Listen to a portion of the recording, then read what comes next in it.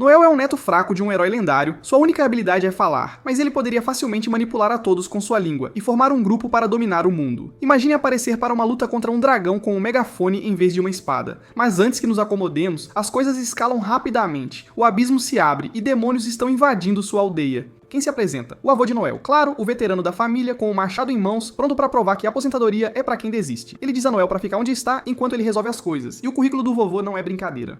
O homem já derrotou um demônio de nível 13 antes, e as pessoas literalmente o chamam de Overdeath. Esse é um nome que faz Dungai parecer um escoteiro. Mas Noel sabe a verdade, nenhuma cavalaria está vindo e um velho contra um exército de demônios não é uma luta, é uma turnê de despedida. O vovô luta com força, balançando seu machado como se fosse o último mosh pit de sua vida. Por um tempo ele se mantém firme, fatiando demônios, mas eventualmente os números o alcançam. Quando Noel o encontra, o vovô está derrotado. Com seu último suspiro, ele se desculpa, não por perder, mas por não ter cumprido sua promessa de proteger a todos. Então ele atinge Noel com um clássico discurso de leito de morte de anime, perguntando se Noel ainda trilharia esse caminho perigoso depois de ver o quão brutal ele é. Noel, cheio de determinação e provavelmente trauma, promete se tornar o buscador mais forte do mundo, mesmo que tenha que levar a classe de falante até o topo. Anos depois, durante uma missão, Noel agora lidera uma equipe. Walter, o guerreiro, Tânia, a curandeira e Lloyd, o espadachim. No papel, parece um esquadrão equilibrado. Na prática, bem, digamos que o moral está um pouco abalado. O trabalho atual deles, eliminar uma masmorra cheia de vampiros menores. Essas criaturas são como baratas com esteroides. Eles não usam magia, mas são duros na queda, se multiplicam rápido e a menos que você mire na cabeça, eles estarão de volta a tempo para a segunda rodada. Noel tenta manter o esquadrão focado, avisando para não subestimarem o enxame. Walter, no entanto, já está cansado da rotina de missões secundárias. Ele sugere pular os inimigos menores e atacar a rainha vampira diretamente para resolver tudo mais rápido. Noel o cala imediatamente, porque sim, vamos definitivamente tentar lutar contra a chefe enquanto estamos cercados por seu exército que ressurge. Isso vai acabar bem? Walter não discute muito, mas fica sarcástico, alfinetando sobre a classe de Noel. Basicamente dizendo que a única razão pela qual ele ouve Noel é porque o sistema diz que ele é o falante. A questão é, a classe de Noel lhe dá a habilidade de aprimorar as estatísticas de seus aliados com palavras de encorajamento, mas quando você é o mais fraco em combate, isso te corrói por dentro. Imagine fazer uma palestra TED enquanto seus amigos estão lutando contra vampiros. Não é bom pro ego. Antes que Noel possa responder, ele avista problemas. Uma vampira agarrada ao teto, como o primo emo do Homem-Aranha, é a rainha. Ele grita para o esquadrão se protegerem, bem quando o puto monstro solta uma nuvem de gás tóxico. Noel fica preso bem no meio. Ele começa a engasgar com os vapores. Sem os aprimoramentos de Noel, Walter e Lloyd estão lutando muito. Walter grita para Noel voltar ao jogo. Isso atinge um nervo. Noel se lembra da morte de seu avô e jura não deixar a história se repetir. Ele se recompõe, bebe uma poção de cura como se fosse Gatorade e finalmente mostra o que um falante pode fazer. Com um comando, sua habilidade de taticista aumenta o poder do esquadrão em 25%, então ele a sobrepõe com Battle Boys, turbinando a resistência e a mana deles. Boom! De repente, a equipe está lutando como se tivesse passado por uma montagem de treinamento do Rock. A maré vira, Lloyd está balançando a espada, Walter está esmagando e Tânia está curando como um anjo com problema de cafeína. Mas Noel não terminou. Ele calcula que precisarão de exatamente 74 segundos para vencer, tudo sai perfeitamente porque é claro que ele faz isso. Ele é basicamente parte estrategista, parte planilha Excel em forma humana. Então vem a grande aposta, Noel tem apenas uma bala mágica em sua arma. Ele poderia usá-la para congelar o último vampiro vindo em sua direção, mas em vez disso ele mira na rainha. Não é o suficiente para matá-la, mas é a distração perfeita. Walter e Lloyd aproveitam o momento, lançam seus golpes finais e a obliteram. Vitória, certo? Não exatamente. Enquanto a rainha cai, um último vampiro avança e apunhala Noel. Tânia grita, mas tudo faz parte do plano. Noel calculou que a morte da rainha faria seus lacaios desabarem, e ele cronometrou para que o golpe atingisse o vampiro exatamente quando ele se transformasse em um cadáver. Alto risco, alta recompensa, o esquadrão vence e o abismo ao redor deles desaparece. De volta à capital de Átria, a equipe coleta sua recompensa, 5.000 mil de fios. Legal, mas depois de dividir custos, impostos e equipamentos, isso se resume a apenas 2.500 fios para cada um. Tânia reclama, Walter faz piadas, e Noel. Bem, Noel está pensando no quadro geral. Ele não quer permanecer um esquadrão de nível médio para sempre. Ele propõe usar suas economias conjuntas para iniciar seu próprio clã. Há silêncio. Lloyd faz as contas.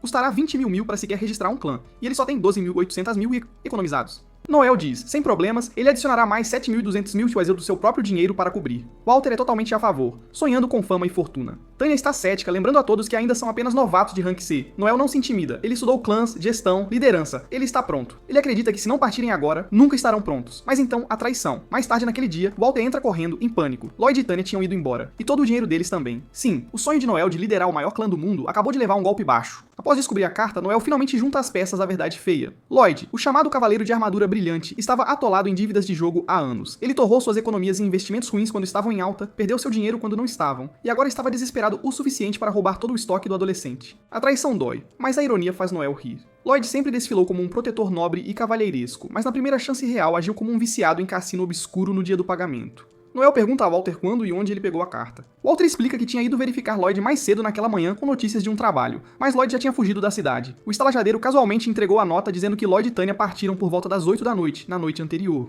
Pouco antes dos portões da cidade fecharem, Lloyd claramente planejou o momento, esperando que a lacuna entre a partida e a descoberta lhe desse uma boa vantagem. Infelizmente para ele, Noel não era do tipo que aceitava a traição passivamente. São 09h30 da manhã agora, o que significa que Lloyd e Tanya já estão meio-dia à frente. Ainda assim, Noel sabe que a cidade mantém registros dos portões, e se eles partiram a pé, o rastro é rastreável. Walter está ansioso para persegui-los imediatamente, mas Noel o segura. Ele aponta que não se trata apenas de recuperar dinheiro. A traição corta mais fundo. Se eles confrontarem Lloyd e Tanya, não vai terminar com abraços e desculpas. Poderia facilmente se tornar sangrento. Mesmo assim, Noel se recusa a deixá-los sair impunes. Eles pagarão, de um jeito ou de outro. Em vez de sair galopando direto da cidade, Noel arrasta Walter para uma taverna. Walter está confuso, mas Noel não se preocupa em explicar. Em sua cabeça, Walter não é perspicaz o suficiente para entender a estratégia de qualquer maneira. Uma vez lá dentro, Noel faz um anúncio ousado para toda a taverna. Ele diz à multidão que 2 de seus membros do grupo fugiram com suas economias compartilhadas e ele está colocando uma recompensa de 2.000 de fios por suas cabeças para quem os trouxer de volta vivos. Walter entra em pânico, horrorizado que Noel tenha acabado de expor a roupa suja deles na frente de uma sala cheia de mercenários e buscadores. Mas Noel tem suas razões. Isso era apenas uma isca. Ele não estava apenas procurando por qualquer ajuda aleatória. Ele estava tentando atrair alguém específico. A equipe Lightning Fight aproveita a oportunidade primeiro, ansiosa pelo pagamento. Noel lhes entrega todos os detalhes sobre a fuga de Lloyd e Tanya, deixando-os partir rapidamente no rastro. Um punhado de outros grupos também se junta, mas Noel continua esperando. Então, bem na hora, um velho suspeito se aproxima dele. Noel imediatamente sabe que este é quem ele estava procurando. O homem afirma que viu Lloyd e Tanya deixarem a cidade e até sabe em que direção eles foram. O problema é que sua equipe é muito fraca para lutar contra eles sozinhos. Noel oferece uma parceria, mas deixa claro que o homem receberá apenas 1.000, não os 2.000 completos. O velho tenta negociar, mas rapidamente cede quando Noel lembra que ele não tem poder de barganha. Eles concordam em se encontrar no Portão Sul e Noel diz a Walter para esperar lá também. Walter, ainda perplexo, concorda. Quando Noel chega mais tarde, Walter pergunta nervosamente se ele está realmente preparado para lutar contra Lloyd e Tanya. Noel não hesita, claro que sim. Para ele, eles traíram a equipe. E a traição não merece misericórdia. Se ele tiver que matá-los, ele o fará. Walter fica atordoado, percebendo que Noel nunca realmente confiou neles em primeiro lugar. Noel admite isso, explicando que sempre teve planos de contingência para a traição, incluindo um para o próprio Walter, se necessário. Essa revelação arrepiante abala Walter, que começa a perceber que talvez seja o único ainda apegado à ideia de lealdade. Enquanto isso, em uma pequena aldeia não muito longe, Lloyd e Tanya relaxam, acreditando que estão livres de perigo. Lloyd tranquiliza Tanya de que Noel nunca se daria ao trabalho de persegui-los, já que o dinheiro já se foi. Mas Lloyd subestima o quão mesquinho e implacável Noel realmente é. Em pouco tempo, Noel e um esquadrão de aliados aparecem cortando sua fuga. Lloyd tenta pegar sua espada, mas Noel imobiliza tanto ele quanto Tanya. Usando seus poderes, Walter libera sua raiva contida, furioso com Lloyd por tê-los traído.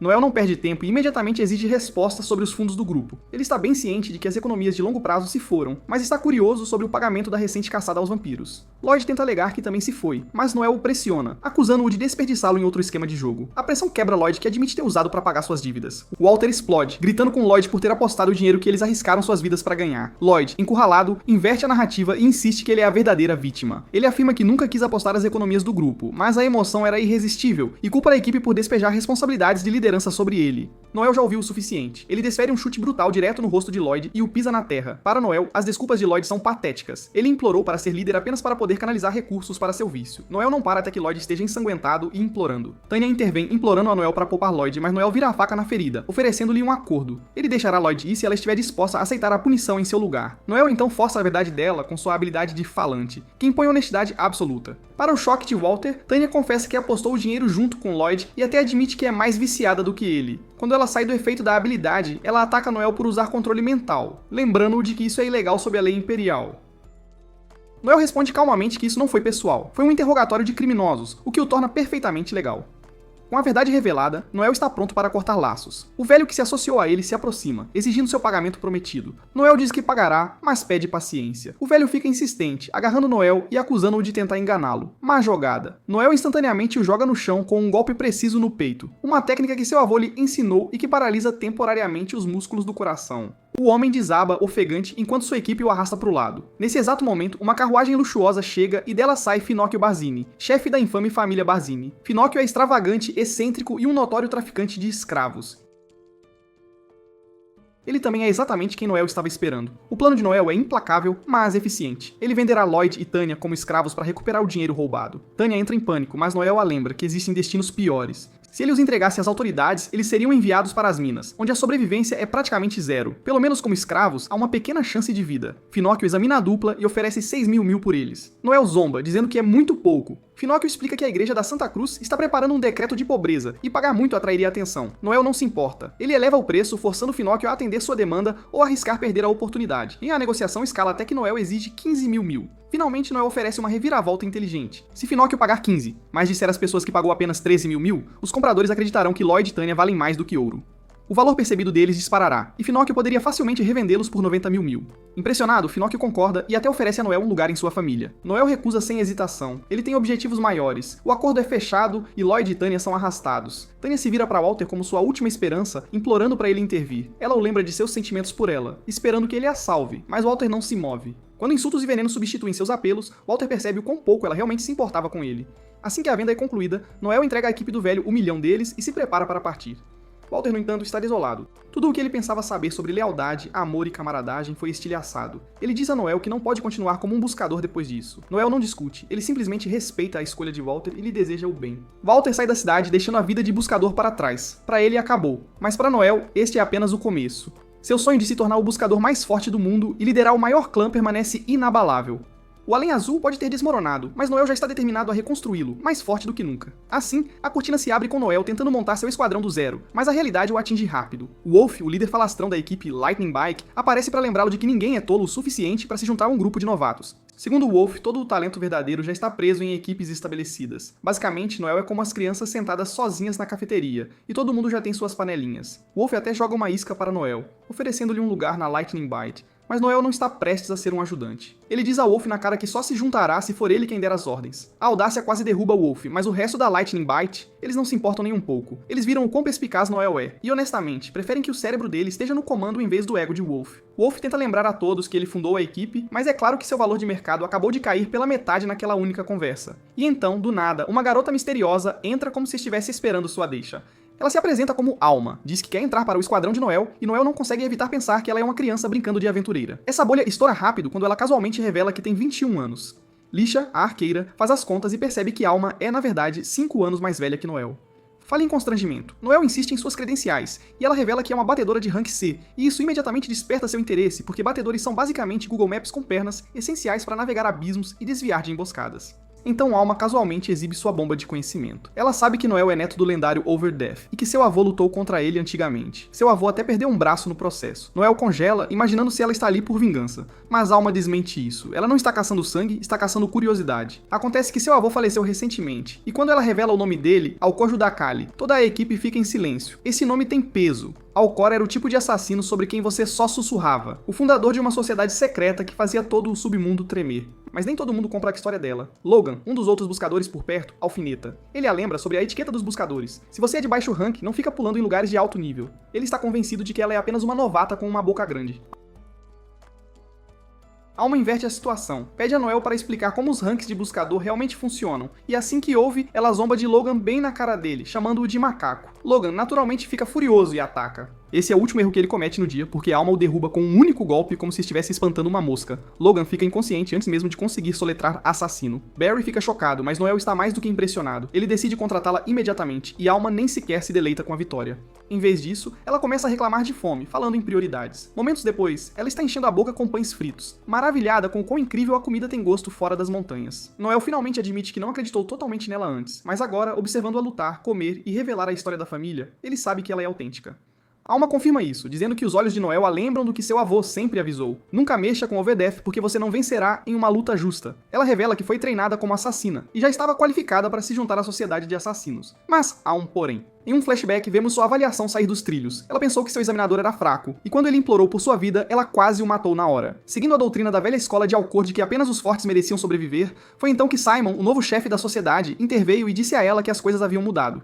Eles não fazem mais assassinatos old school radicais, estão mudando para espionagem e servindo à coroa. Basicamente, a sociedade de assassinos se rebatizou como sociedade de espiões, e Alma não se encaixava na vibe, ela era muito hardcore. então a recusaram apesar de suas habilidades. De volta ao presente, ela dá de ombros e avisa Noel que ficará com ele. Noel percebe que ela acabou de vazar informações classificadas sobre os assassinos e entra em pânico por um segundo, pensando que agora está na lista de alvos deles. Mas Alma o tranquiliza à sua maneira estranha. Se a sociedade vier atrás dele, ela cobrirá suas costas. Confortante? Mais ou menos. Aterrorizante? Absolutamente. Mais tarde, enquanto caminhava pela floresta, Noel decide explicar sua própria classe. Ser um falante significa que ele se dedica a aprimorar seus aliados e controlar o campo de batalha, mas é um xadrez de alto risco. Se ele errar o cálculo, o grupo inteiro pode ser aniquilado em segundos. Suas habilidades não são sobre força bruta, mas sobre timing preciso. E o detalhe, ele não pode aprimorar a si mesmo. Ele é o quarterback que não pode correr ou derrubar, apenas direcionar. Ele quer testar a adaptabilidade de Alma, então ele a pede para pegar um dos monstros mutantes do abismo local, um coelho assassino. Não ria, essas coisas são combustível de pesadelo com dentes. Ele avisa que mesmo sua última equipe precisou de semanas para se ajustar aos seus aprimoramentos, então esta será uma jornada difícil. Alma, porém, apenas sorri com aquela confiança de "me observe".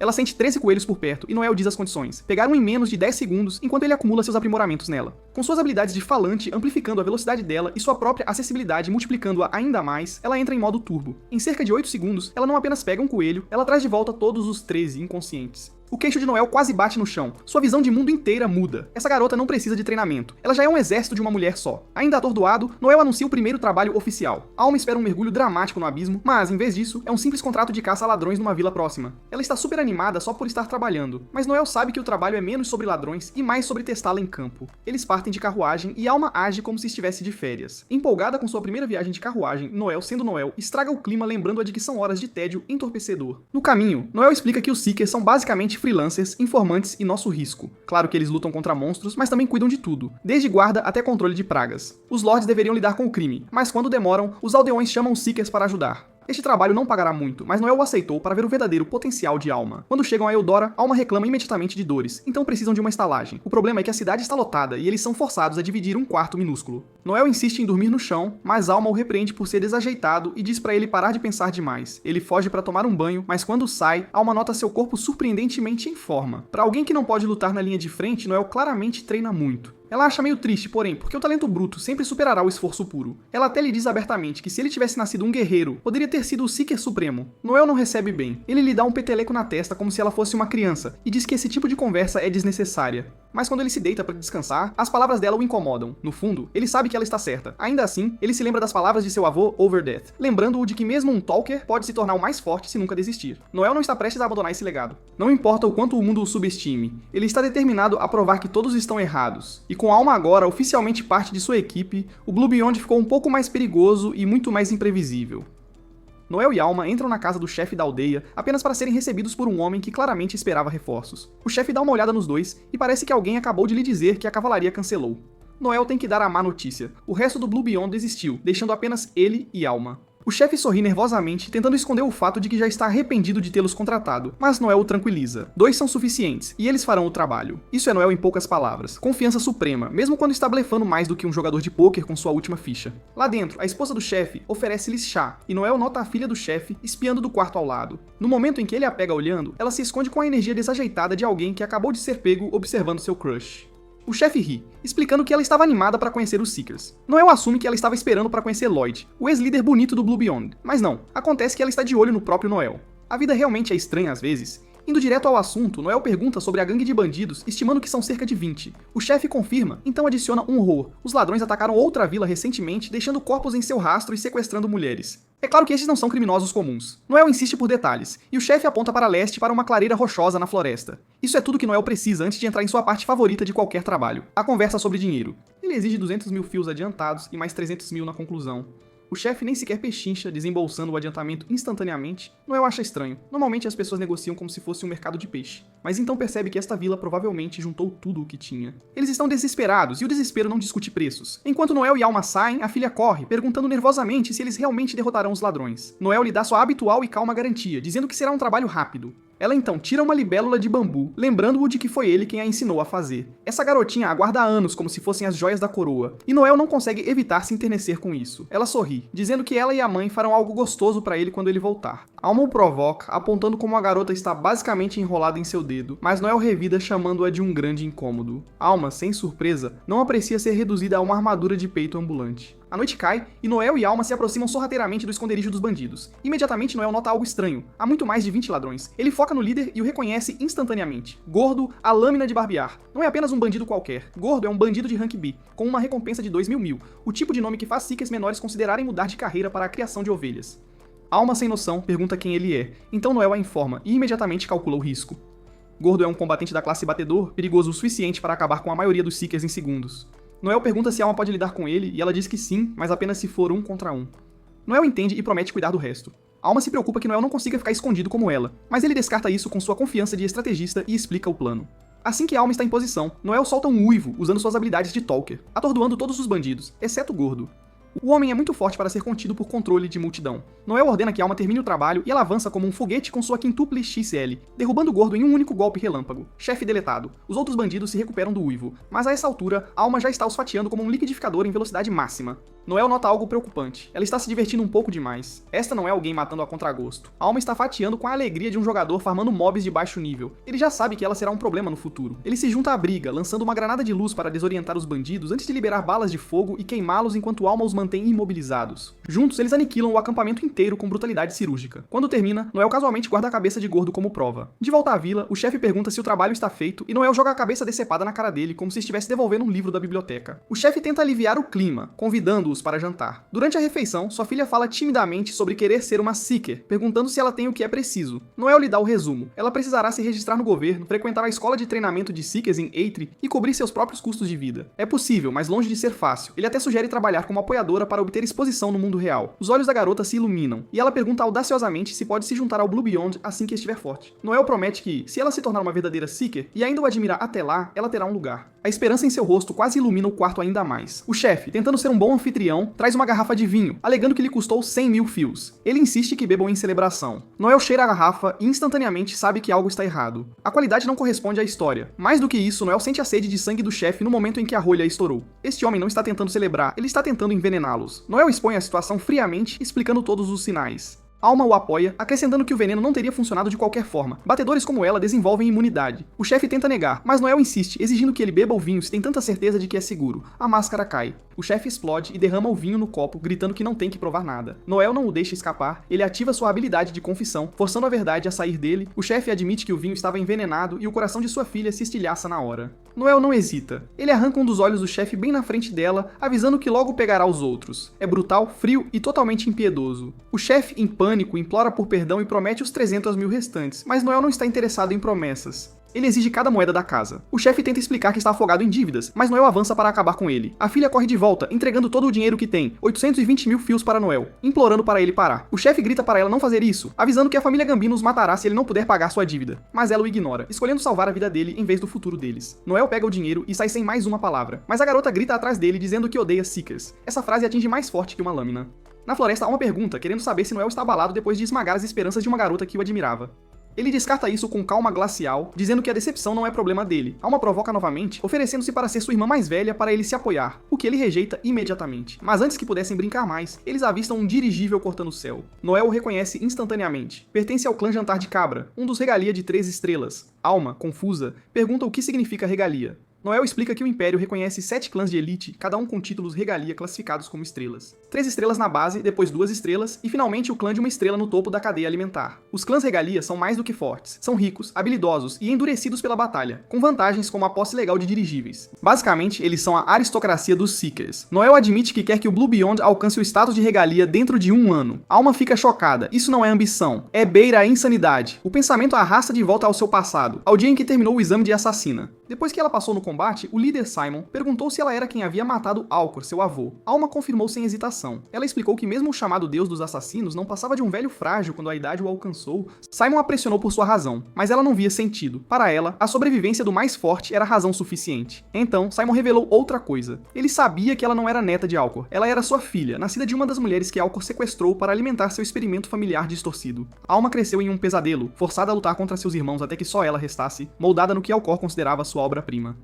Mas Simon lhe disse que ela não era mais o que a sociedade precisava. Eles estavam mudando para espionagem e trabalhando com o governo, não glorificando o assassinato ou Alma. Aquilo foi traição sobre traição. 21 anos de treinamento, sacrifício e mortes, tudo se tornou sem sentido. Ela ficou furiosa, exigindo saber o que sua vida significava se a sociedade a descartava. Simon lhe disse sem rodeios: descubra você mesma, Mas antes que ela partisse, ele havia deixado uma ponta de esperança. O neto de Overdeath estava vivo, um Talker, de todas as coisas, e talvez valesse a pena investigar. Pela primeira vez em sua vida fraturada e sangrenta, ela tem alguém que vale a pena seguir, e Noel, quer ele goste ou não, está no centro de tudo isso. Em algum lugar, num cenário tão sombrio que até baratas pensariam duas vezes antes de se aproximar de uma prisão, um guarda de repente desmaia após ser atingido na cabeça. E assim, somos apresentados a um infiltrado sorrateiro que casualmente se transforma no cara que acabou de nocautear, por energia de criminoso astuto. Ele se aproxima do outro guarda de plantão como se fosse uma terça-feira qualquer e pergunta sobre o detento no corredor da morte na cela.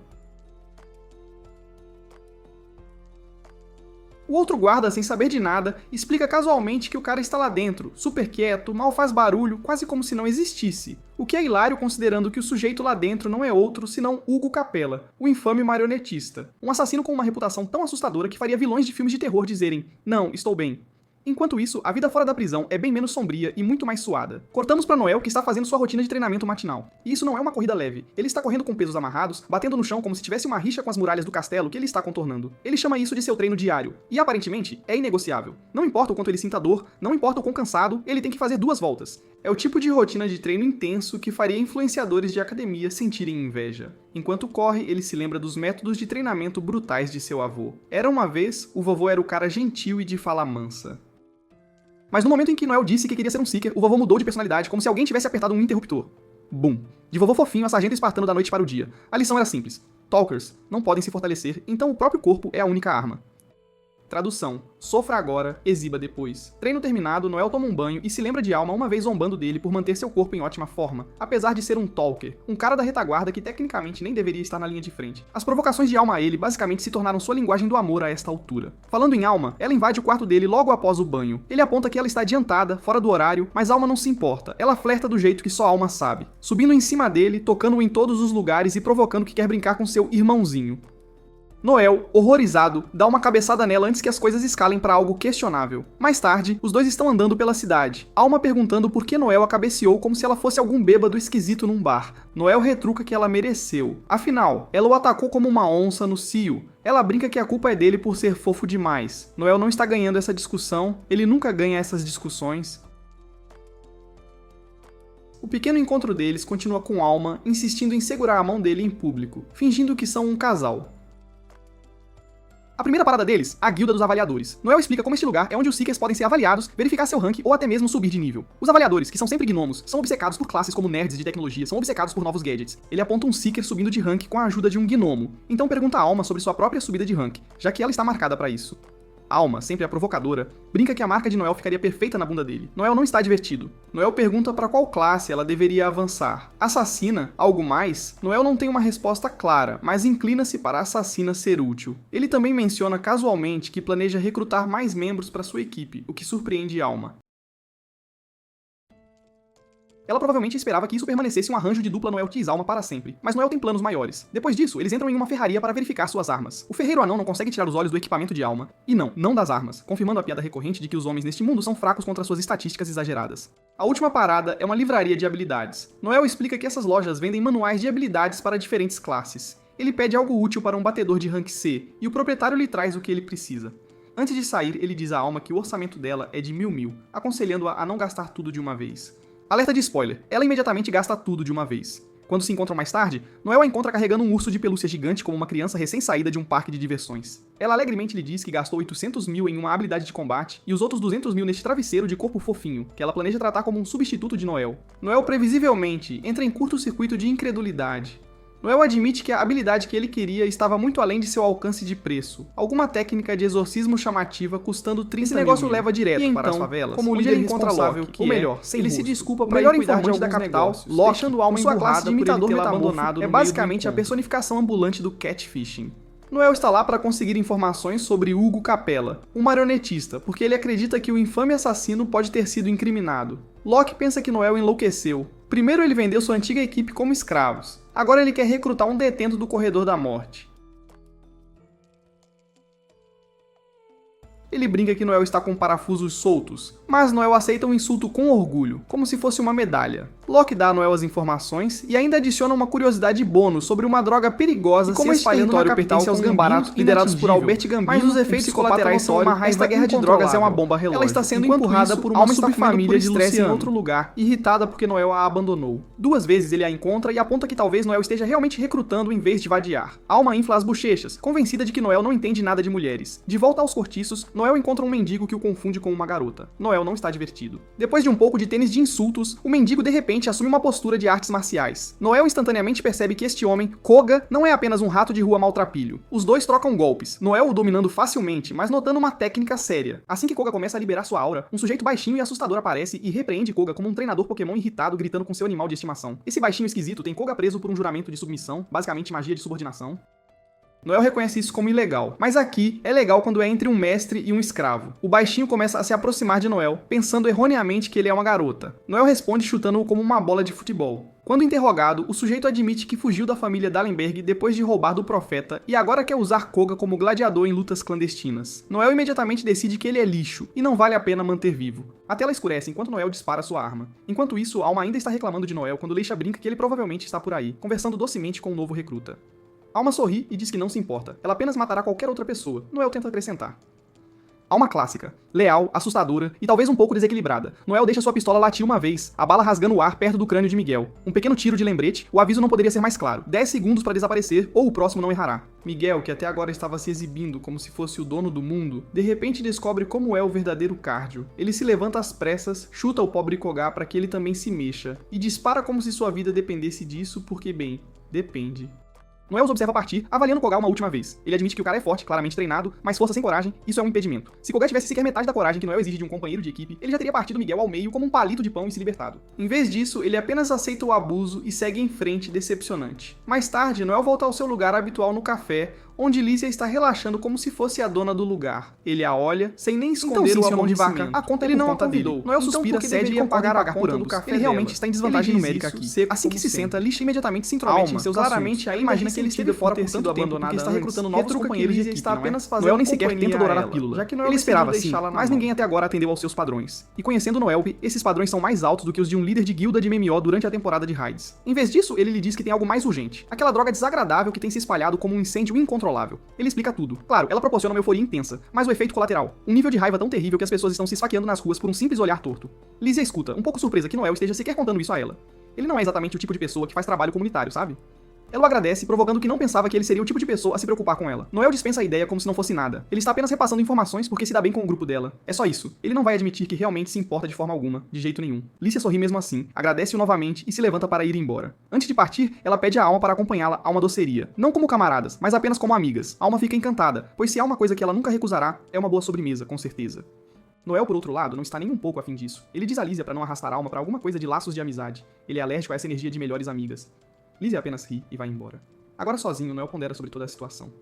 Se até Lísia está ouvindo rumores sobre essa droga, ela já é maior do que apenas a capital, está se espalhando, e muito rápido. Ele tem certeza de que isso não é apenas um problema de missão secundária, vai explodir em algo massivo. E agora, está colocando-o na mira de algo muito maior, sem dúvida. Falando nisso, lembram-se de Miguel, o rato que fugiu mais cedo? Ele não vai muito longe não. Acontece que ele é pego por ninguém menos que Albert Gambino. E sejamos claros, se isso fosse um videogame, Albert seria aquele chefe opcional que você só enfrenta se realmente se odeia. De verdade. O homem é um psicopata certificado com uma vitrine cheia de crânios humanos, como um catálogo gótico da IKEA que deu muito errado. Normalmente Albert nem perderia seu tempo com lixo como Miguel, mas a família Dullenbiots quer vingança pelas travessuras de Miguel, e como eles chamaram o apoio dos Gambino, Albert decide que fará dele um exemplo sim. Miguel imediatamente entra em modo de desespero total. Ele tenta a bajulação, chamando Albert de uma lenda viva que não deveria sujar as mãos com algo tão entediante quanto a coleta de recompensas. Mas Albert, com aquele sorriso frio de tubarão, diz que tem uma ideia muito melhor do que a diversão. E por diversão, ele quer dizer esfolar Miguel vivo e transformá-lo em um boneco. Miguel entra em pânico, esperando que isso seja apenas uma piada doentia. Albert ainda acrescenta que planeja fazer o mesmo com o escravo de Miguel, Koga. Mas aqui está o ponto crucial. Koga nem sequer pisca, nem um pouco.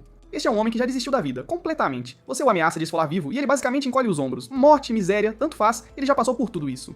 Albert está prestes a pegar seu kit de esfolar quando um de seus cobradores de dívidas entra, e rompendo com um novo convidado, o chefe de uma aldeia masculina que não pagou sua dívida. O chefe começa a reclamar sobre como ele juntou o dinheiro apenas para um buscador chamado Noel roubá-lo completamente, e até mesmo zombar da família Gambino. Albert fica furioso com o desrespeito. Ele jura fazer Noel pagar muito caro. Ainda assim, ele admite que o chefe terá tempo para conseguir o dinheiro, mas ainda assim terá que ser punido por não pagar quando disse que o faria, quaisquer que sejam as razões. Então Albert diz que ele será punido cortando o braço do chefe sem mais nem menos. A sala fica gelada, um silêncio pesado. Ele ordena a Koga que o faça, jogando-lhe apenas o bastão de madeira do chefe e dizendo: faça acontecer. Miguel grita pra Koga obedecer, e ele obedece com uma velocidade aterrorizante. Koga abaixa o bastão e a mão do chefe cai no chão como uma cenoura picada, sem vida. Os gritos ecoam e Albert parece positivamente emocionado, quase feliz. Impressionado, Albert reivindica Koga pra si mesmo. Koga é levado pra ser equipado com o equipamento adequado. E é aqui que vemos sua história de fundo se desenrolar. E uau, é realmente trágica, não é? Nascido de um pai empresário rico e uma mãe famosa por sua beleza, Koga deveria ter tido uma vida encantada, cheia de privilégios. Em vez disso, seu pai é atacado, sua mãe é agredida e 9 meses depois, Koga nasce. Um lembrete vivo e constante daquele trauma terrível. Sua mãe tenta criá-lo, mas seu pai não consegue sequer olhá-lo sem sentir ódio profundo. Eventualmente, ela desmorona sob o peso de tudo isso e tira a própria vida. Koga cresce sendo desprezado, zombado e odiado até mesmo dentro de sua própria casa. Um fardo. Seu pai bebe até cair no esquecimento. E a equipe da casa trata Koga como uma maldição que deveria ter morrido ao nascer. Eventualmente, sua família o vende como escravo, e Miguel o joga em um ringue de luta clandestino sem piedade alguma. Koga descobre que é habilidoso, vencendo luta após luta, e Miguel o cobre de elogios, as primeiras palavras positivas que Koga já recebeu em toda a sua vida. Isso desmorona em lágrimas, mas mais tarde ele percebe que o elogio de Miguel nunca foi sobre ele, apenas sobre o dinheiro que ele trazia, nada mais. De volta ao presente, Koga é agora o novo brinquedo de Albert, equipado e pronto para sua primeira missão. E essa missão, matar Noel, sem hesitação. Enquanto isso, Noel se esgueira para uma igreja abandonada à noite para se encontrar com Locke, o informante sempre engenhoso e cheio de recursos. Locke admite que tem más notícias. Albert Gambino colocou um preço pela cabeça de Noel, uma recompensa. Tudo começou porque o chefe da aldeia masculina o delatou, alegando que Noel o roubou e zombou de Albert. Albert, sendo o ser humano completamente irracional que ele é, não precisou de provas. Ele simplesmente decidiu que Noel roubou e precisava ser eliminado sem questionar. Noel acha que é uma loucura, mas isso é Albert em poucas palavras. Ainda assim, ele fica mais chocado quando percebe a traição de Locke. O tilintar da armadura na igreja anuncia a chegada de um assassino. Locke se desculpa, dizendo que não teve escolha de forma alguma. A família Gambino o ameaçou, e ele pensou que sempre poderia fugir da cidade depois. Noel considera atirar nele na hora, mas decide não fazê-lo. Locke admite que perdeu seu orgulho como informante, e Noel respeita esse estranho senso de honra, de alguma forma.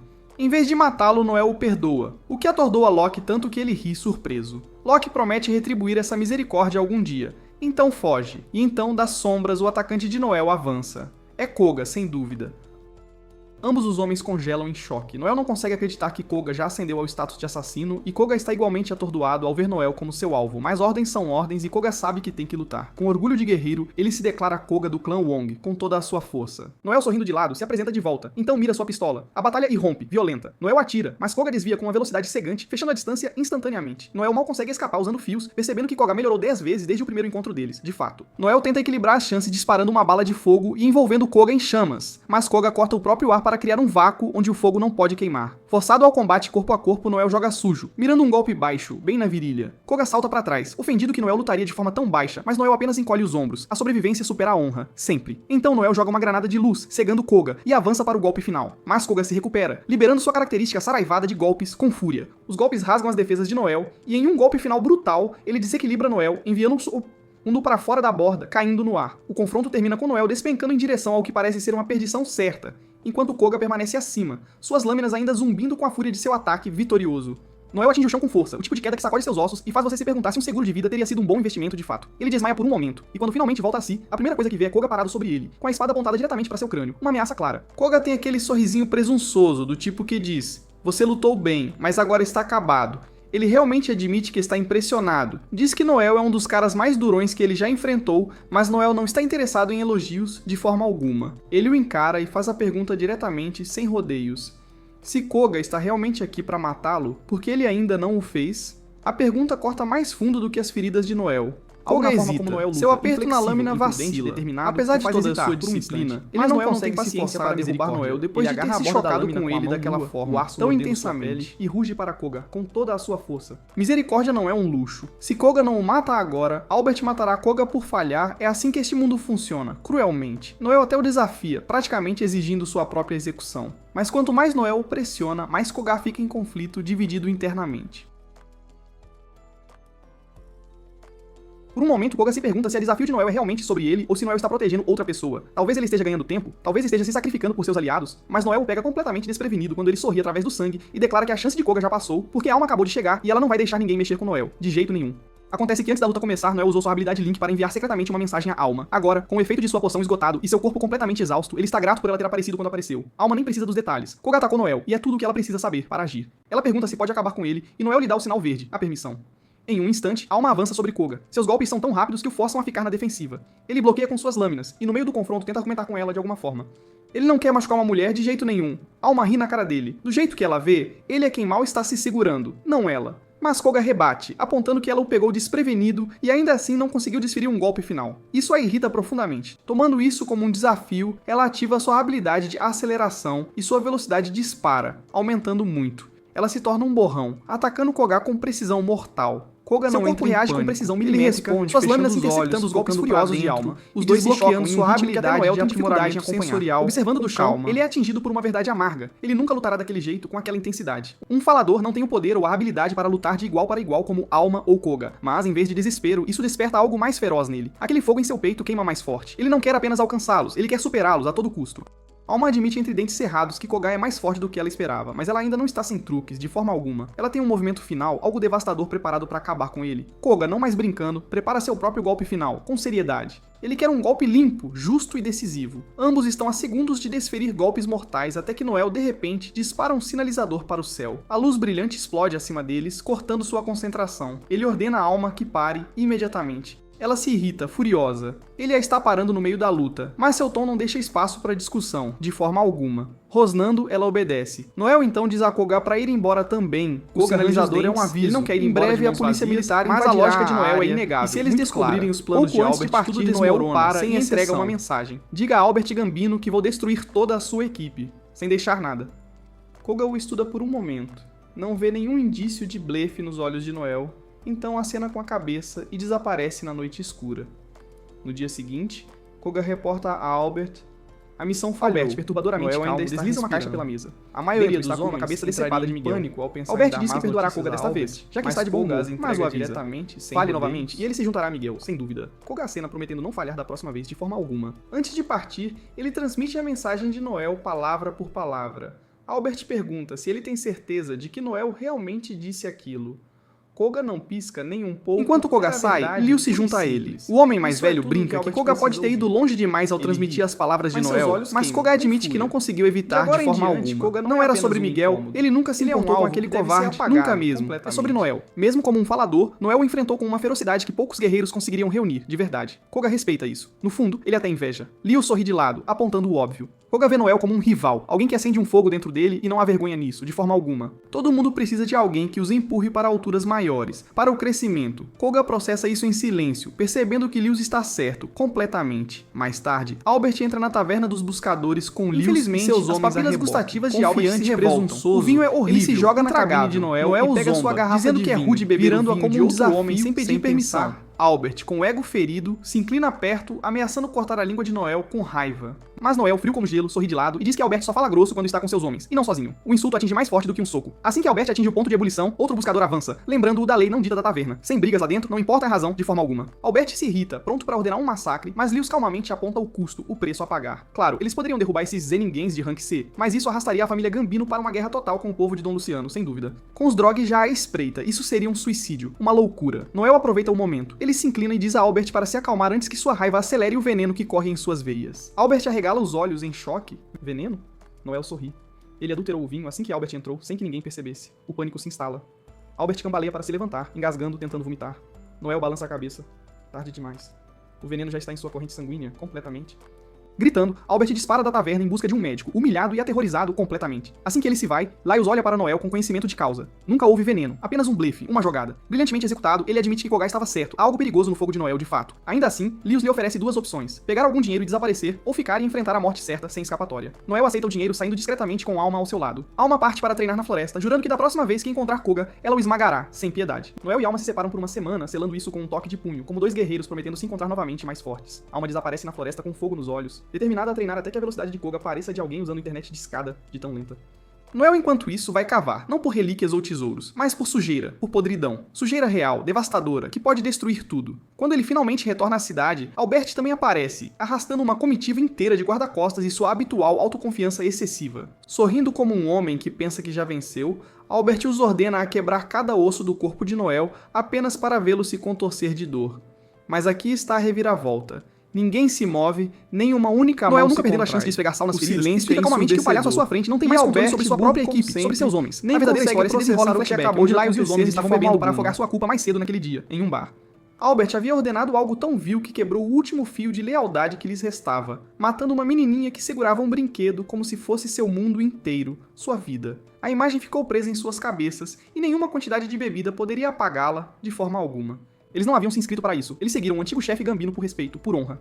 Albert, ele não reconheceria o respeito nem se ele o atingisse na cabeça com uma cadeira de tão cego. Foi então que Noel entrou no bar deles, com olhos afiados, instantaneamente percebendo o brinquedo que eles estavam segurando, o mesmo que ele havia dado à menina na aldeia masculina, há um tempo. Mesmo que o pai dela tivesse sido uma cobra, Noel se importou o suficiente para suavizar o mundo da menina com um presente. E descobrir que Albert a havia apagado, a havia matado, atingiu mais forte do que qualquer lâmina em seu coração. Mas Noel não estava ali para lutar. Primeiro, ele estava ali para provando conversar que Albert e para nem sequer lançar era uma Gambino de bomba sangue. grande o Ele foi apenas o suficiente resultado para nivelar a bagunçado de um reputação caso de de um favor Albert mal para colocado. sempre. Segundo, Sem evidências chance de desenterradas por recuperação. Locke mostrando que Albert envenenou o antigo chefe, encobrindo-o como uma doença súbita, de forma traiçoeira. Albert tenta sair dessa com bravatas, alegando que ninguém pode provar, mas Noel sorri como um lobo, com astúcia. Prova não é problema quando você tem confessar, uma habilidade que Ele declara o força a reinado de verdade Albert a sair encerrado, até das chamando-o bocas de mais imoral, teimosas. estúpido e indigno, Os crimes sem de valor. Albert são Mas arrastados porque o submundo para ainda o funciona aberto com algum para código todos de honra, ouvirem. Lewis lhe Isso é oferece tudo uma o que última Lewis tábua de precisa salvação. para Vença um agir. duelo. E ele mantém a família, o controle.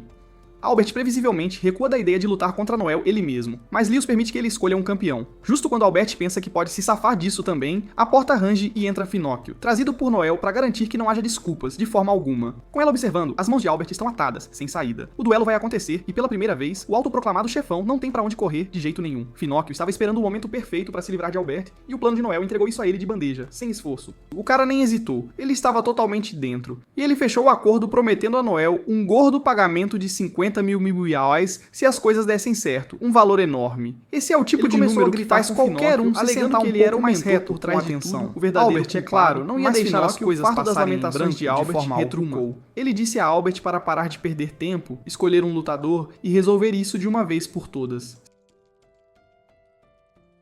Se Albert demorasse, as consequências cairiam sobre ele ainda mais fortes, sem dúvida. Isso o calou bem rápido. Albert finalmente cedeu e concordou em escolher. Finóquio estabeleceu as apostas. Mas Albert tinha que agir Se o lutador rápido, de muito Albert rápido. vencesse, Não era preciso ser um ele gênio para seria adivinhar quem Albert reintegrado escolheria. como chefe Ele da escaneou a família sala, Gambino. então apontou para Koga. E além disso, Koga pode não ter sido o cara mais faria forte vista presente, grossa mas seu para o juramento desastre ligava a que Albert, Albert de forma causou na taverna inquebrável. secreta, Mesmo que no fundo ele não completamente. quisesse, ele não podia recusar de jeito nenhum. Enquanto isso, Alma estava praticamente pulando em sua cadeira, ansiosa por uma revanche. Ela queria mostrar a todos o seu crescimento e provar que poderia superar Koga desta vez, com certeza. Mas Noel a interrompeu, entrando com sua habitual arrogância e confiança. Ele disse a ela para recuar, que ele tinha isso sob controle, completamente. Alma lançou-lhe um olhar que poderia derreter Ele aço. sabia que não havia Ela nada sabia para ele que ali, Koga o sem dinheiro, superava sem em uma prestígio, luta mas isso não direta. importava. Mas Noel Pra não Koga, cedia a luta em de si já forma era o alguma. bastante. Ele mais, estava ele queria testar animado, Noel já para ver que sorrindo, tipo como de se truque o tivesse garoto 3 tinha escondido passos na do manga. jogo Eles se lançaram planejados com um contra o outro. antecedência. Noel Tudo começando que com um Alma salto pôde ar, fazer disparando foi uma bala de levantar as gelo. mãos Koga e conseguiu observar. contra-atacar, mas a Quando explosão Noel se e expandiu Koga numa enorme cúpula de finalmente gelo, se isolando-os do encararam, a mundo. energia Todos lá na fora sala ficaram estalou, impedidos de assistir ao intensa. espetáculo, A deixando os expressão dois de Koga sozinhos em era sua arena calma, mas congelada. cheia de Noel começou a fogo, se de mover determinação. rapidamente, mantendo-se fora do alcance de Koga, forçando a desperdiçar energia golpeando o vazio. Mas Koga era experiente demais para se abalar por muito tempo. Ele mudou sua postura, sinalizando que estava prestes a liberar uma de suas habilidades mais perigosas, Super Flash. Esse movimento aumentava seu poder de ataque em 7 vezes sempre que ele sacava uma espada. Um passo em falso de Noel, e ele seria cortado ao meio. Mas Noel não estava em pânico, ele estava calmo, sorrindo como uma raposa que sabia que o galinheiro tinha um buraco na cerca. Ele jogou sua arma de lado com um floreio dramático, alegando estar sem munição, e puxou sua adaga. Então, com uma expressão séria, ele atingiu Koga com a informação mais estranha para um momento de trivia. Você pode usar cascas de laranja para esfregar manchas de gordura persistentes. Koga piscou. Aquilo não estava na lista de táticas de batalha que ele havia estudado. O puro absurdo da informação o paralisou tempo suficiente para Noel armar sua armadilha. Enquanto Koga hesitava, imaginando se Noel tinha algum movimento oculto bizarro ligado àquele disparate, Noel o atraiu. Koga finalmente desferiu um golpe, roçando o braço de Noel, mas era exatamente isso que Noel queria. A espada ficou presa por uma fração de segundo, o suficiente para Noel arrancá-la de seu aperto. Koga tropeçou atordoado, percebendo que Noel iria tão longe a ponto de arriscar o próprio corpo apenas para vencer. Mas Koga ainda não estava fora. Mesmo sem uma lâmina na mão, ele não era do tipo que desmoronava. Ele empurrou Noel para longe e fez um mergulho desesperado, pegando a espada antes que ela caísse no chão. Com um rugido, ele desferiu um golpe devastador, tão poderoso que estilhaçou a cúpula de gelo ao redor deles. A força arremessou Noel pelo campo de batalha como um boneco de pano. Koga pensou que estava acabado. Ele mergulhou, lâmina pronta para o golpe final, mas em vez de carne, sua lâmina perfurou uma bala de gelo escondida no bolso de Noel.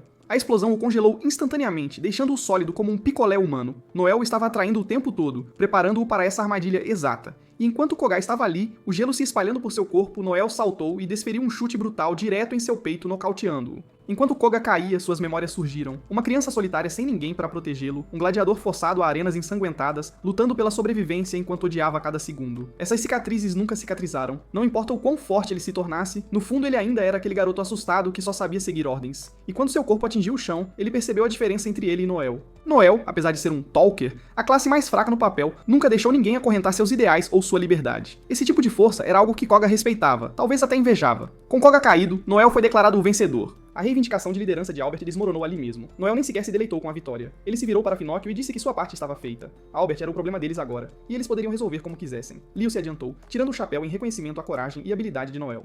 Ele até lhe ofereceu um favor, caso precisasse, mas Noel o ignorou friamente. Ele havia terminado com a família Gambino. Mais tarde, Alma o curou, suas mãos surpreendentemente gentis apesar de seu tom de repreensão. Ela o repreendeu por arriscar a vida daquele jeito, especialmente com aquele chute final imprudente. Noel ignorou com um sorriso, mas Alma não o deixou escapar. Ela o lembrou que seu papel não era ser um herói de linha de frente, esse era o trabalho dela. O papel dele era liderar. Noel pediu desculpas, prometendo parar de correr riscos tão imprudentes. Alma suavizou, mas deixou claro que ele poderia contar com ela para lutar quando fosse preciso. Foi então que Finóquio retornou, todos sorrisos, parabenizando Noel pela vitória. Noel, perspicaz como sempre, foi direto ao ponto, seu pagamento. Ele não deixaria ninguém o privar de seus 50 mil. Finóquio riu, garantindo que o dinheiro era dele, mas então pediu a Alma para sair para uma conversa particular. Assim que ela se foi, seu tom escureceu. Ele queria que Noel se juntasse à família Luciano, prometendo poder, riquezas, até mesmo a liderança da família Gambino. Noel riu do absurdo. Ele tinha 16 anos, como ele deveria comandar um sindicato inteiro, mas Finóquio não se importava com a idade. Para ele, coragem e ambição eram tudo o que importava. Noel, ainda rindo, o recusou categoricamente. Foi então que Finóquio mostrou sua verdadeira face. Sua classe não era apenas um rank qualquer, era Punisher. Ele revelou sua habilidade de julgamento, e antes que Noel pudesse piscar, Finóquio estava segurando seu coração na mão. O peito de Noel estava vazio, sem batimentos, mas ele ainda estava vivo graças ao elo espacial da habilidade. As regras eram simples. Se Finóquio se afastasse mais de 4 metros ou esmagasse o coração, Noel estaria acabado. Era brutal, mas eficaz. Ele disse a Noel diretamente que ele era perigoso demais para ser deixado sem controle. Um dia ele se tornaria um problema para a família Luciano e talvez hoje fosse o dia de acabar com ele. Noel não vacilou. Mesmo com seu coração pendurado entre os dedos de Finóquio, ele permaneceu firme. Ele declarou que se tornaria o maior Seeker do mundo, tão forte que a família Luciano não seria capaz de tocá-lo. Se Finóquio o matasse agora, provaria que ele não passava de um covarde, com muito medo de enfrentar Noel quando ele fosse forte. As palavras cortaram mais fundo do que qualquer lâmina. Finóquio riu, devolvendo o coração de Noel com um pedido de desculpas zombeteiro, agindo como se tudo fosse um mal entendido. Mas antes de partir, ele avisou Noel para sustentar aquela conversa grandiosa, porque o mundo não perdoaria palavras vazias. Enquanto ele saía, o olhar de Alma quase abriu um buraco nele. Ela queria atacar, mas se conteve. Finóquio seguiu em frente, sorrindo enquanto voltava para Albert, que estava implorando por sua vida em uma poça de lágrimas e ranho. Patético. Finóquio, enojado, decidiu que a morte era misericordiosa demais e tomou uma decisão sobre o que fazer com Albert. No dia seguinte, Noel casualmente se encontrou com Koga e mostrou-lhe o contrato de subordinação, essencialmente tornando Koga seu escravo. Koga presumiu que Noel reivindicaria, mas Noel jogou o contrato de volta, dizendo que não tinha utilidade para um escravo. Koga podia ser forte, mas comparado aos verdadeiros monstros do mundo dos Seekers, ele ainda era um peixe pequeno. Noel não precisava de peso morto, ele precisava de iguais. Pela primeira vez em sua vida, Koga estava livre e ao mesmo tempo aterrorizado. Mas uma coisa ele sabia com certeza, queria ficar ao lado de Noel. Ele pediu para se juntar a Blue Beyond, não como escravo, mas como camarada. Noel aceitou sem hesitação. Logo depois, o novo trio, Noel, Alma e Koga, assumiu sua primeira missão juntos. O trabalho em equipe deles era bruto, mas promissor. Noel emitia ordens com precisão, Alma eliminava inimigos como um redemoinho, e Koga abria caminho através de tudo que cruzava seu caminho. Claro, o orgulho atrapalhou. Koga e Alma começaram a discutir sobre quem matou o quê, mas Noel encerrou a discussão. Não era sobre contagem de mortes, era sobre vencer. No final eles conseguiram. A sinergia deles, embora imperfeita, mostrou lampejos de grandeza. Antes de retornarem, Noel planeja registrá-los oficialmente como um clã assim que voltarem para Aitri. Ser reconhecido pelo Estado abriria portas, dando-lhes acesso direto a missões e poder sem intermediários. E enquanto ele falava sobre o futuro, uma marca brilhou em seu braço. Alma brincou que deveria ter aparecido em um lugar mais legal, mas Noel não se importou. Para ele, era a prova de que estava se aproximando de seu sonho de ser o Seeker mais forte vivo. A mente afiada de Noel está sempre 2 passos à frente. E antes do caos do presente, alguns anos atrás, em sua propriedade, Noel orquestrava friamente os negócios de sua família. Ele não está dando ordens como um tirano. Ele está calmamente dirigindo suas empregadas, polindo sistemas, ajustando o fluxo para que a vinícola funcione como uma máquina bem azeitada. Foi então que um velho entrou, apresentando-se como Harold Jenkins, um supervisor da guilda. Noel, sendo o anfitrião charmoso que pode ser quando lhe convém, serve aos convidados uma taça de vinho. Harold toma um gole, claramente impressionado, e supõe que os negócios de Noel devem estar prosperando. Noel minimiza, dando todo o crédito à herança de seu falecido avô e à equipe leal que ficou. Harold o estuda com olhos perspicazes, reconhecendo um líder nato mesmo na postura casual do garoto, mas Noel ignora o elogio. Ele não está apegado a títulos ou vinhedos, ele até admite que planeja se afastar eventualmente, deixando os servos cuidarem das coisas. Mas por trás do ato de anfitrião educado, Noel não é de perder tempo. Ele corta a conversa fiada e pergunta diretamente a Harold o que ele realmente veio fazer. Harold fica sério, deslizando uma foto pela mesa. A besta na imagem é o mesmo Lorde Abissal que devastou a cidade de Noel anos atrás, o mesmo ligado à batalha final de Overdeath. Noel nem sequer vacila. Ele já suspeitava que a besta ainda estava à espreita, porque tanto seu corpo quanto o machado de batalha de seu avô desapareceram depois daquele dia. Ele pergunta se foi resolvido, mas Harold entrega notícias sombrias. Um esquadrão chamado Night Rage tentou e foi aniquilado. Mesmo o clã de elite Dragão Supremo chegou tarde demais, o monstro já afundando de volta no vazio. Harold então explica a parte perturbadora. Este Lorde não está agindo como uma besta sem mente. Ele está se movendo com propósito, sugerindo algo muito mais perigoso. Noel rapidamente junta as peças do quebra-cabeça, percebendo que pode ter mutado para um Valiant, o tipo de pesadelo apenas falado em livros de história. Harold confirma, dizendo-lhe que o último Valiant, Cocytus, o Peixe Prateado, apagou 3 nações em sua fúria antes que a Federação Espada de Sangue de Overdeath o derrubasse milagrosamente. A primeira morte de um Valiant na história. Noel ouve, não com pavor, mas com algo perigosamente próximo da excitação. Onde outros veem o apocalipse, ele vê a oportunidade. Seu sorriso lembrando Harold de Overdeath.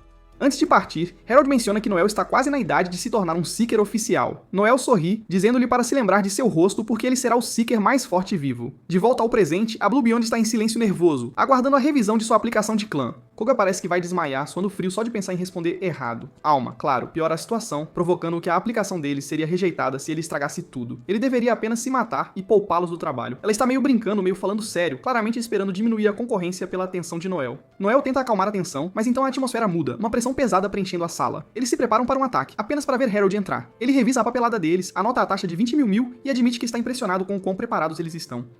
Noel menciona com confiança planos de subir de rank com Alma assim que o clã for oficial, mas então Harold baixa o martelo. Rejeitado. Os sonhos deles são esmagados em um piscar de olhos. Em outro lugar, vislumbramos Zeke Feinstein, a lâmina inocente do Dragão Supremo, recém-saído de abater uma besta de morte 12, sua reputação disparando. De volta com Noel, Harold explica.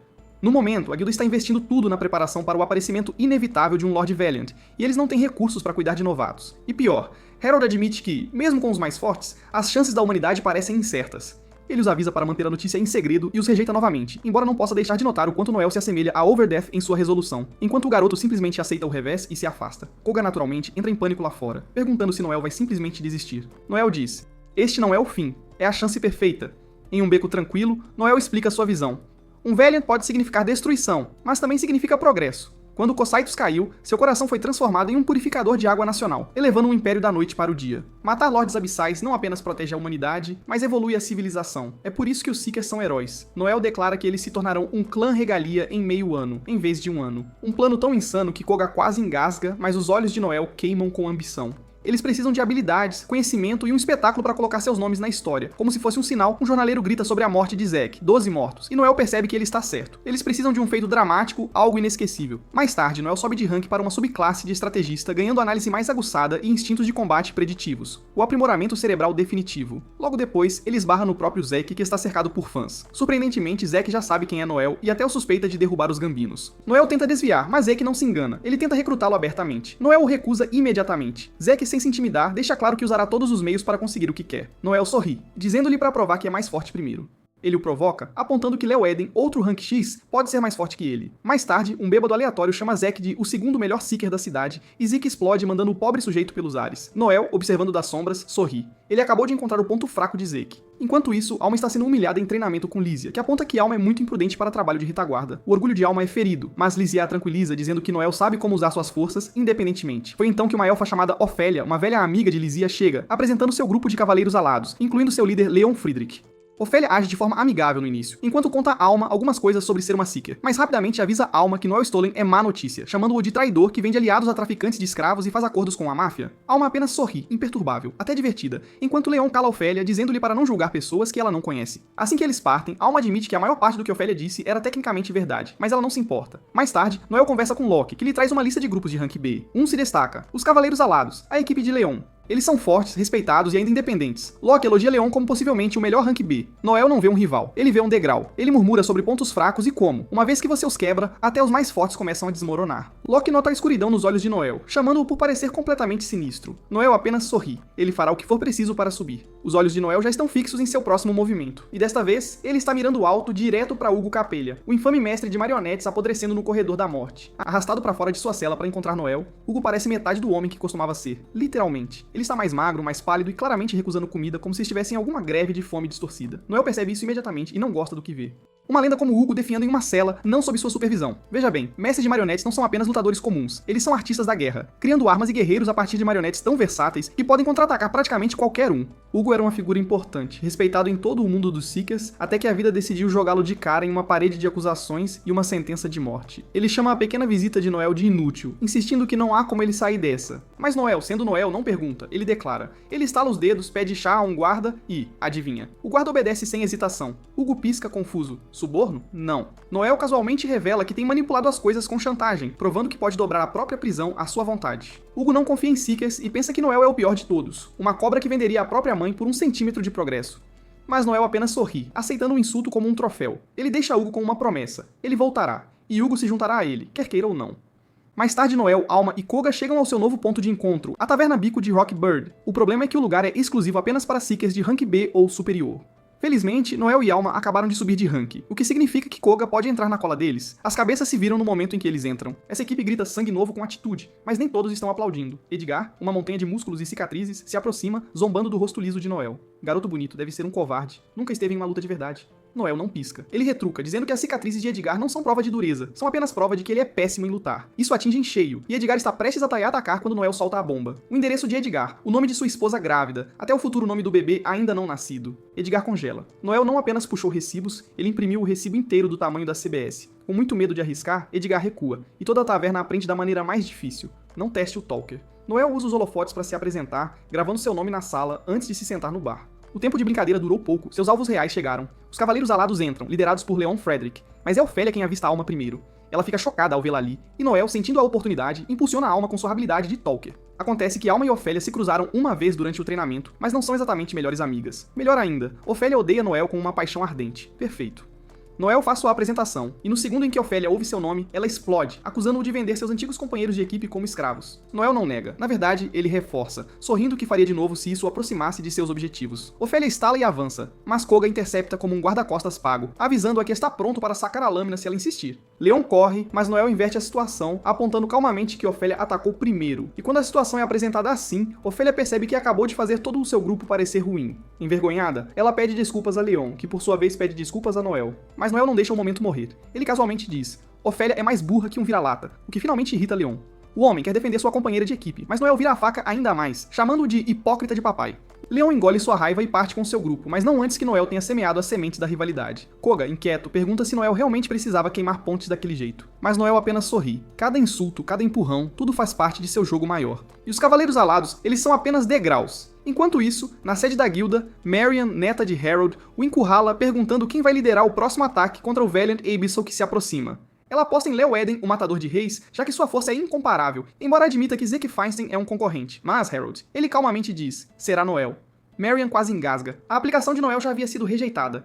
Harold sabe melhor. Noel é o tipo de garoto que encontra rachaduras nas paredes só para poder derrubá-las. Ele está tão confiante que até faz uma aposta com Marian. Se Leo liderar, ele se demitirá e a colocará no comando. Se Noel liderar, Marian terá que frequentar uma escola de etiqueta. Ela odeia a ideia, mas concorda. O sorriso de Harold diz tudo. Mais tarde, damos uma olhada no passado de Leon com Timmy. Antigamente, Leon era aquele garoto que sempre era provocado por ser muito justo, muito relutante em revidar. Timmy o defendeu e juntos eles sonhavam em se tornar Seekers, abatendo bestas abissais com uma causa nobre. Anos depois formaram Twilight Glint, um nome tão ruim um em que as pessoas o ignoraram e os chamaram de Cavaleiros Alados, inspirados pelo golpe final chamativo de Leon. A compaixão de Leon e a ousadia de Kim se tornaram a espinha dorsal dos adolescentes, mas Leon nunca perdeu aquela hesitação, sempre com medo de arriscar seus aliados pela vitória. Mesmo agora, quando Kim o confronta após o incidente no bar, ele percebe que Leon não estava apenas bravo, ele estava com ciúmes de Noel, não amargurado, apenas invejoso da ascensão meteórica de Noel. Mas em vez de ficar deprimido, Leon admite que respeita a determinação de Noel. Kim, no entanto, tem seu próprio plano. Ele tira uma carta da guilda incentivando grupos fortes a formarem clãs. Ele acha que é hora de eles subirem de nível. Acontece que toda a equipe recebeu a mesma carta. Leon queria ter falado sobre isso antes, mas o caos de Noel descarrilhou tudo. Com sua equipe buscando orientação, Leon finalmente decide que eles formarão um clã. No dia seguinte, Leon e Chime vão à guilda para fechar o acordo, apenas para Harold bater a porta na cara deles. Eles cumprem todos os requisitos, então qual é o problema? Harold lhes diz diretamente: com um valente se aproximando, apenas clãs prontos para lutar nas linhas de frente estão sendo aceitos. Ele não os considera sérios o suficiente. Kim retruca, apontando a vitória deles no abismo nível 7, mas Harold vai mais fundo. Se são tão fortes, por que não se candidataram antes? Ele afirma que lhes falta a obsessão, a fome, o instinto assassino que separa os sobreviventes dos cadáveres. Time ferve de raiva, perguntando por que sequer receberam cartas se era inútil, mas Harold revela casualmente que nunca as enviou. Deve ter sido ideia de alguém. Leon tenta uma última vez, implorando a Harold por uma chance de provar seu valor. Após uma pausa, Harold lhes dá um teste final: derrotar um monstro do abismo de nível 8. Façam isso e terão seu clã. Mas há uma reviravolta. Eles não são os únicos a pedir uma segunda chance. Outro grupo também está na disputa. Leon e sua equipe terão que lutar não apenas contra o monstro, mas contra o time rival competindo pela mesma vaga de clã. E claro, você pode adivinhar quem é esse rival. Blue Beyond. Noel contra Leon. Está oficialmente declarado.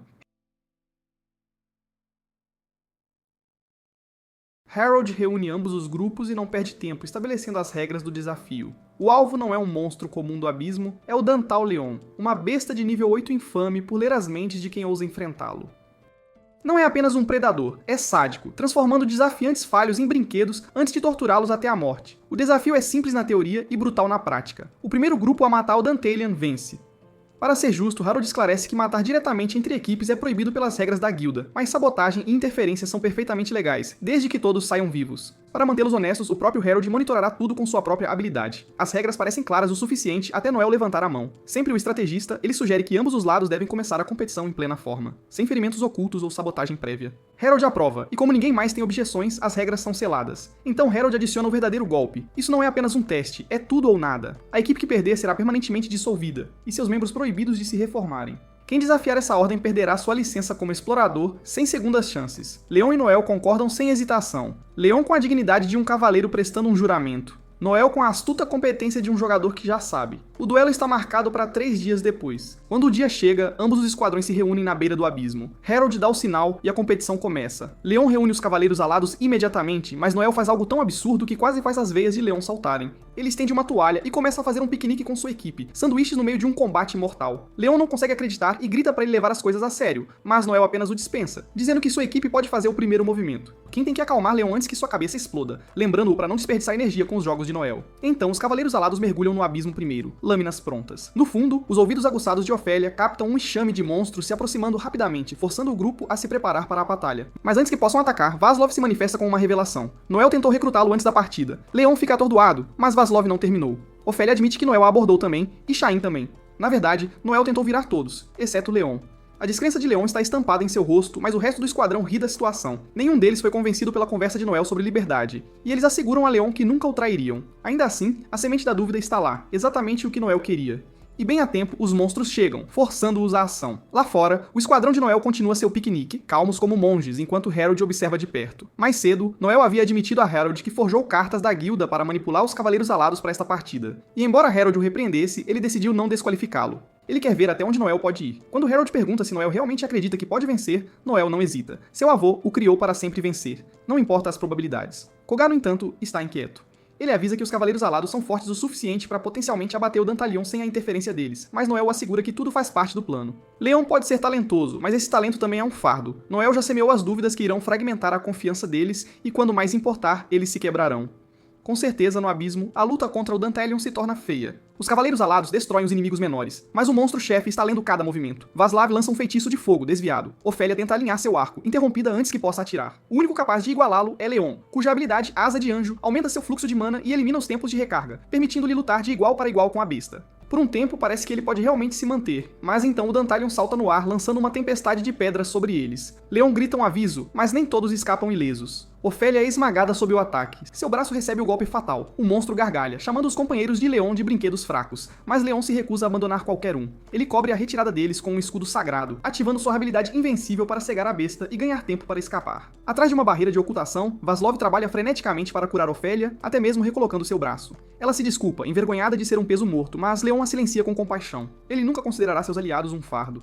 No entanto, até Leon começa a se perguntar se deveriam recuar. Quem o interrompe com um plano desesperado. Ele agirá como isca e atrairá o Dantelion, dando a Leon a abertura para liberar seu golpe final. Leon recusa instantaneamente. O ataque esgotará suas últimas reservas de mana. E pior, o golpe de área ampla poderia matar seus aliados. Quem argumenta que foi exatamente assim que venceram o abismo de nível 7 e insiste que ele desviará no último segundo, mas Leon aponta a falha. O Dantelion pode ler mentes. Ele saberá que Kim é uma isca antes mesmo que ele se mova. Frustrado, Kim exige saber a solução de Leon. Recuar significa dissolução, mas ficar significa morte. Após uma longa pausa, Leon diz que há outra maneira. Eles podem se juntar a Noel. O esquadrão inteiro fica atordoado. Shain explode de fúria, gritando que Leon é louco por confiar em seu rival. Mas Leon insiste que Noel pode ser implacável, mas trabalhar juntos é o único caminho que evita sacrifícios desnecessários. Para Kim, parece traição. Leon parece mais disposto a confiar em Noel do que nele, seu próprio irmão de juramento, e isso quebra algo dentro dele. Com as mãos trêmulas, Kim crava sua lâmina no abdômen de Leon. Com lágrimas nos olhos, ele confessa que sempre teve ciúmes do talento de Leon. Ele morreria por ele, mataria por ele, mas não suporta ser o segundo para sempre. E se Leon realmente confia mais em Noel, então talvez o laço deles nunca tenha sido real. Antes que alguém possa responder, o Dantelion irrompe pela barreira, imponente sobre eles. O medo os paralisa, mas então um tiro ecoa pelo abismo. A bala assobia pela cabeça do monstro, distraindo-o. Noel finalmente chegou. Ele late uma ordem, e Koga mergulha de cima. Para o choque do monstro, seus movimentos não podem ser previstos. O elo telepático de Noel permite que sua equipe lute sem pensamento consciente, tornando-os ilegíveis. Pior, o próprio Noel é muito rápido, sua mente de estrategista gira tão rapidamente que o Dantelion não consegue acompanhar. O monstro uiva de dor, agarrando sua cabeça, até que, em desespero, arranca seu próprio terceiro olho apenas para parar o ataque mental. Esse é exatamente o momento que Noel estava esperando. Ele sinaliza para Alma, que avança com precisão letal. Alma irrompe sua habilidade de aceleração em chamas, e por um segundo parece que ela está prestes a desferir o golpe final no Dantelion. Mas Alma não está jogando limpo, ela está armando a finta definitiva. Assim que o monstro se prepara para contra-atacar, ela desliza para seu novo truque, fantasma. Seu corpo inteiro atravessa a mão gigante dele como se ela tivesse simplesmente fantasmado a própria realidade. Esse movimento astuto é um código de trapaça de uso único por dia, e Alma faz valer a pena. Com o Dantelion totalmente exposto, ela rasga seu peito, abrindo um buraco tão limpo que poderia passar por uma inspeção sanitária. E assim, o desafio do abismo termina. O Dantelion está acabado, e a equipe de Noel reivindica a vitória. A cereja do bolo. Koga sobe de nível no meio da celebração, finalmente alcançando Noel e Alma. Ele fica arrogante, esfregando isso na cara de Alma até Kimi se aproximar e lembrar a todos que toda essa armação foi ideia de Noel. Noel nem tenta negar. Ele admite abertamente que manipulou tudo desde o primeiro dia. Ele pressionou a guilda para sediar a competição, escolheu a dedo o Dantelion como alvo e até forjou cartas falsas para manipular os Cavaleiros Alados a buscarem o status de clã. Status. Basicamente, o homem armou o tabuleiro antes mesmo que qualquer um soubesse que o jogo havia começado. Kim, tremendo de raiva, agarra Noel pela jaqueta, pronto para jogá-lo pelo abismo por destruir o esquadrão deles. Mas Noel não se intimida. Em vez disso, ele calmamente aponta que o colapso não foi culpa só dele. O ciúme de Kim por Leon o levou à traição, e essa única rachadura foi suficiente para derrubar todo o esquadrão. Claro, os Cavaleiros Alados eram fortes, mas Leon era o único verdadeiramente diferente. O resto eram passageiros, e a inveja deles estava apodrecendo o esquadrão por dentro muito antes de Noel dar um empurrãozinho. Ele até vira o jogo contra Leon, dizendo que se Leon tivesse confiado mais em Kai, talvez as coisas não tivessem desmoronado de forma tão explosiva. Antes que as coisas pudessem piorar, Harold intervém, anunciando a equipe de Noel como os vencedores oficiais e carimbando-os como um clã reconhecido. Os Cavaleiros Alados, enquanto isso, são dissolvidos na hora. A notícia se espalha rápido e a capital fica chocada. Metade da cidade não consegue acreditar que seus amados Cavaleiros Alados foram humilhados tão mal. Ainda assim, regras são regras, e Noel apenas as jogou melhor. As consequências são imediatas. Ofélia decide que acabou com a vida de exploradora de vez. Ela se despede de Elisha e Lee em silêncio, enquanto Vaslov não perde tempo pulando fora, assinando com outra equipe no mesmo dia. Noel, enquanto isso, vai direto a Hugo para lhe dar o relatório. Hugo não está impressionado. Ele chama os Cavaleiros Alados de um dos poucos esquadrões genuinamente bons por aí e diz que o fim deles é uma perda para todos. Noel, no entanto, não se sente nem um pouco culpado. Para ele, os Cavaleiros Alados já estavam condenados e tudo o que ele fez foi acelerar o processo. Hugo percebe o verdadeiro jogo de Noel. Ele pretende recrutar Leon, mas não consegue entender como destruir o esquadrão de Leon deveria convencê-lo. Noel apenas sorri e diz para ele não pensar demais. Ele vai conquistar Leon e voltará para Hugo quando for a hora certa. Enquanto Noel está tramando, Kim está se afogando em bebida num bar, a culpa o corroendo. O barman tenta fazê-lo ver a razão, apontando que destruir seu fígado não vai consertar nada. Kim não consegue se perdoar por esfaquear Leon, mas o barman simplifica. Se Kim realmente se importa, ele precisa libertar Leon assumindo a culpa e dizendo a verdade. Enquanto isso, Leon está andando sozinho pela cidade quando Edgar e seus capangas o encurralam num beco. Edgar guardava rancor há anos, com ciúmes de que Leon fosse o queridinho de todos enquanto ele era tratado como lixo. Agora, com Leon quebrado e seu esquadrão desfeito, Edgar finalmente vê sua chance. Mas antes que ele pudesse piscar, Noel e sua equipe chegam, desmantelando o apoio de Edgar como se estivessem espantando moscas. Noel não gosta de Edgar falando demais, então ele lhe dá uma lição. Corta seu nariz, pisa nele até achatar e diz que se ele continuar agindo como um canalha, toda a sua família terá o mesmo lifting facial. Edgar foge em terror, deixando Leon atordoado enquanto Noel casualmente muda para os negócios. Ele convida Leon para se juntar ao seu clã, oferecendo-lhe até o papel de vice-mestre. Leon, ainda abalado pela perda dos Cavaleiros Alados, recusa a princípio. Ele culpa Noel pelo colapso, mas Noel rebate, insistindo que o esquadrão já estava condenado de qualquer forma. O talento avassalador de Leon tornou a lacuna com seus companheiros insuportável, e o ciúme era inevitável. Leon admite que Noel pode estar certo, mas ainda luta para se desapegar do que os Cavaleiros Alados representavam. Noel insiste mais, dizendo que se Leon desistir agora, todo esse legado morrerá com ele. Às vezes ele argumenta, proteger o que mais importa significa colocar-se em primeiro lugar. Leon pensa sobre isso e pergunta a Noel por que ele sequer se tornou um explorador. Noel não hesita. Seu sonho é se tornar o maior explorador de todos os tempos. Sem concessões. Essa convicção pura abala Leon o suficiente para concordar, mas ele faz um aviso. Se Noel algum dia trair essa promessa, ele nunca o perdoará. Os dois apertam as mãos, selando o acordo. Não muito depois, Marion critica Harold por deixar Noel manipular todo o desafio, chamando-o de traiçoeiro por destruir o esquadrão mais nobre da região apenas para roubar seu líder. Harold dá de ombros. Aos seus olhos, Noel criou um clã mais forte das cinzas. E é isso que importa. Para provar, ele já tem a próxima missão deles alinhada. Um abismo de nível 9, com o Lobo Garmer, controlador de fantasmas, esperando no centro. Quando Wild Tempest entra na cidade como um clã oficial, a multidão vai a Leon, chamando-o de hipócrita por se juntar a Noel. Noel diz pra ele ignorar, uma vez que se provarem, as mesmas pessoas não ousarão falar mal. Mas então Shime irrompe, gritando que Noel arruinou tudo e jurando que o matará. Leon se coloca entre eles, tentando acalmar seu irmão, mas Kim também chama Leon de traidor. Se Leon quer proteger Noel, então Kim derrubará Leon primeiro. Eles se chocam ali mesmo na rua, e enquanto Leon revida, ele percebe que o sorriso de Kim não é raiva, é orgulho. Kim está fazendo um show, impulsionando a imagem de Leon para que as pessoas o respeitem novamente. Leon mantém a luta limpa, nocauteando Shime sem sacar sua lâmina, e a multidão irrompe em aplausos. Enquanto Leon se afasta, ele ouve Shime desejando-lhe sorte em voz baixa. Ele quer voltar, mas Noel o impede. Isso é exatamente o que Kimi queria. Leon precisa seguir em frente agora mais do que nunca. Mais tarde, Noel revela sua nova base, comprada a preço de banana por 20 mil porque é a Assombrada. Leon se lembra de rumores de que todo residente anterior acabou amaldiçoado, mas Noel apenas ri e exibe sua nova habilidade de exorcismo. Problema de fantasmas resolvido. Então ele revela o emblema do clã, uma cobra com asas de anjo simbolizando o equilíbrio entre o bem e o mal. De agora em diante, eles serão conhecidos como Wild Tempest. Sua primeira missão juntos é derrubar Garmer, e a besta imediatamente prova que não é brincadeira. Garmur inunda o campo de batalha com fantasmas infinitos, sobrecarregando o exorcismo de Noel. O esquadrão é forçado a recuar para uma caverna, ferido e ofegante. Garmur avança, pronto para se banquetear, mas Noel, como sempre, tem um plano. Ele pulveriza uma névoa no ar, veneno criado com sangue de alma, mortal para bestas como Garmur. O lobo zomba dele, alegando que veneno não o deterá, mas Noel sorri e revela que armou toda a caverna. O acúmulo o sobrecarrega, e com um último tiro, Noel o finaliza. Harold parabeniza Wild Tempest pela primeira grande vitória, mas Noel já está mirando mais alto. Tornar-se o maior explorador de todos os tempos não é apenas um sonho para ele, é o único resultado possível. E agora, com Leon ao seu lado, ele está mais perto do que nunca de torná-lo realidade.